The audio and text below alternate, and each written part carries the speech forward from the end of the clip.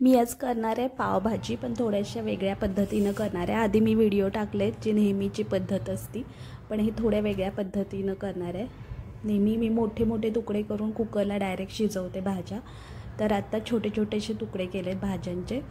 मटार, फ्रोझन मटार आहेत कारण आता काही शेंगा मिळत नाहीत। बटाटा, फ्लॉवर, ढबू मिरची, सिमला मिर्च, कांदा, टोमॅटो सगळं बारीक चिरून घेतले। आलं लसूण पेस्ट करून घेतली आहे आणि कोथिंबीर।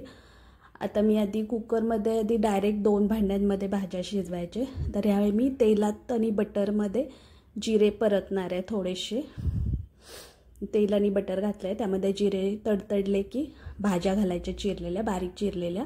त्यामध्येच पावभाजी मसाला, कोल्हापुरी मसाला, थोडंसं तिखट पावडर आणि मीठ घालायचं, म्हणजे त्यात पण चव उतरती। थोडीशी वेगळी पद्धत आहे की नुसत्या भाज्या शिजवण्यापेक्षा अशा तेलात जिरे परतून शिजवल्या की त्याची टेस्ट अजून छान येते।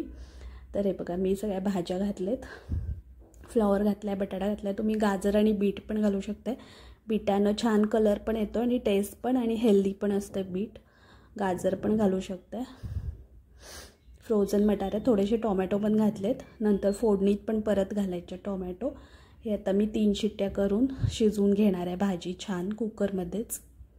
आणि तोपर्यंत बाजूच्या फोडणी करून घ्यायची आपण कांदा टोमॅटोची। बटर पण घातलं यामध्ये, त्यामुळे छान टेस्ट आहे ती। थोडंसं भाजी शिजली एवढंच पाणी घालायचं, नाही तर शिट्ट्या होताना ते बाहेर येऊन सगळी चव त्यामधून निघून जाते।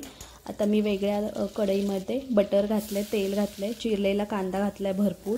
कांदा छान गुलाबी परतला की त्यामध्ये टोमॅटो आणि आलं लसूण पेस्ट घालणार आहे। तिकडं कुकर होतं तोपर्यंत हे मी करून ठेवते आधीच, म्हणजे नंतर पटकन कुकर झाला की पटकन आपली पावभाजी तयार होईल, जास्त वेळ नाही लागत। एका गॅसवर हे करून घेते। आता टोमॅटो घातले आहे, सिमला मिर्च घातली आहे बारीक चिरलेली, हे चांगलं शिजवून घ्यायचं आहे थोडा वेळ झाकण लावून। यामध्ये मी आता साईडला अशी भाजी करते शिजल्यावर, आणि तिथं साईडला तेल आणि बटर घालते आहे। असं तुम्ही नक्की करून बघा, त्याची चव मस्त येते। यामध्ये आता आपण पावभाजी मसाला घालायचा आहे, कांदा लसूण म्हणजे कोल्हापुरी मसाला आणि तिखट पावडर घालायची आहे, त्याच्यामुळे वेगळी टेस्ट येणार आहे पावभाजीला आपल्या। आणि परतून घ्यायचं तेला आणि बटरमध्ये, आणि मग हे सगळं मिक्स करून 5 मिनटं शिजवून घ्यायची भाजी आणि टोमॅटो मऊ होईपर्यंत। पावभाजी मसाला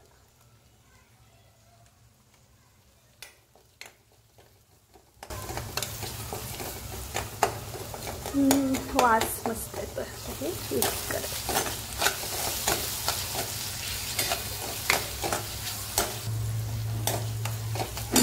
थोडंसं मऊ भाज्या छान शिजलेल्या आहेत। तुम्हाला जर जास्त पाणी वाटत असेल तर थोडं काढून घ्यायचं आहे, त्या भाज्या मॅश करायच्यात। आणि आता आपण जे कांदा टोमॅटो भाजले त्यामध्ये घालायचं आहे, आणि उकळी आली की आपली छान पावभाजी झालेली आहे तयार।